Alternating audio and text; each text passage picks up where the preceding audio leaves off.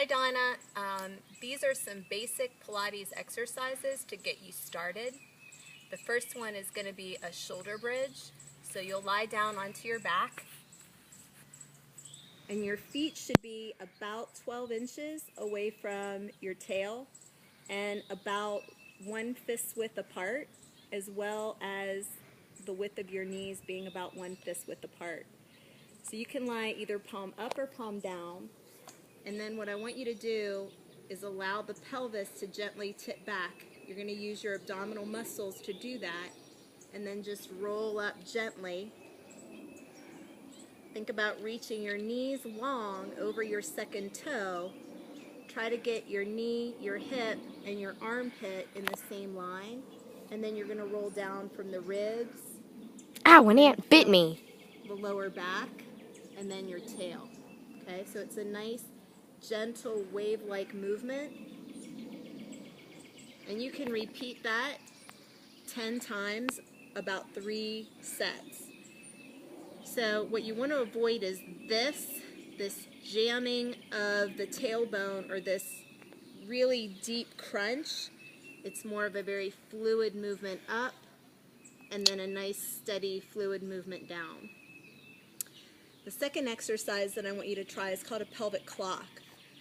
And the purpose is to move the pelvis without moving the legs or the rest of the body. So you're going to start very similar to what you did with the bridge, just that gentle tip back and forth, just rolling into a little bit of an imprinted spine, and then tipping the pelvis away as much as the body allows, so you want to avoid any pain. So allow your range of motion to be pain-free. Once that's finished, then you're going to tip the pelvis, and Grace, if you could come over here and video from down.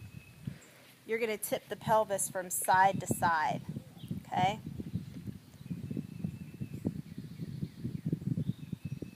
And you'll do that approximately 6 times each. Then we're going to connect those 4 points. So stay up here.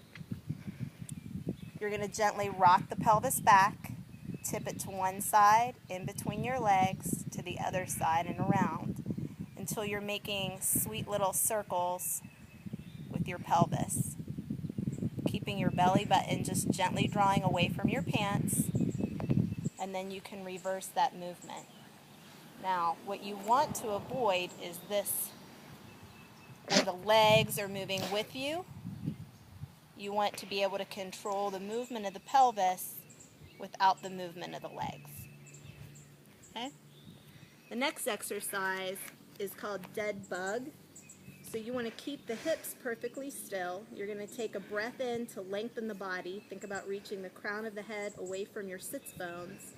And you're going to bring one leg into a tabletop position and then lower it down. And then you'll exhale as you lift the other leg up. Inhale to lower down.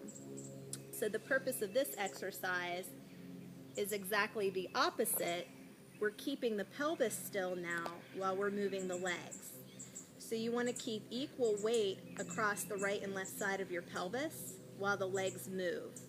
And you want to avoid this. So you want to keep the pelvis steady. You want to try to keep a natural curve in your lower back, rather than when the leg comes up, the pelvis tips back and the spine imprints. 4 minutes. And when the leg goes down, you want to avoid that arching of the back and creating more of a lift. Okay? Then the next exercise that I want you to do would be one on your belly. So you're going to lie down with your hands stacked. Keep your belly button drawing away from the mat or away from the floor.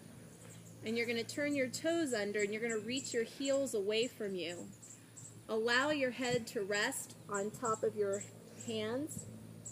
And then without tipping the pelvis side to side, you're going to point one foot, lower it down. Point, flex. You want to think about reaching that leg as long as you can, feeling the base of your buttocks and the very top of the thigh getting that length and that reach. Okay?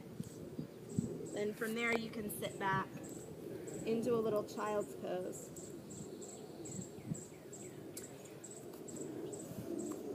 Good luck.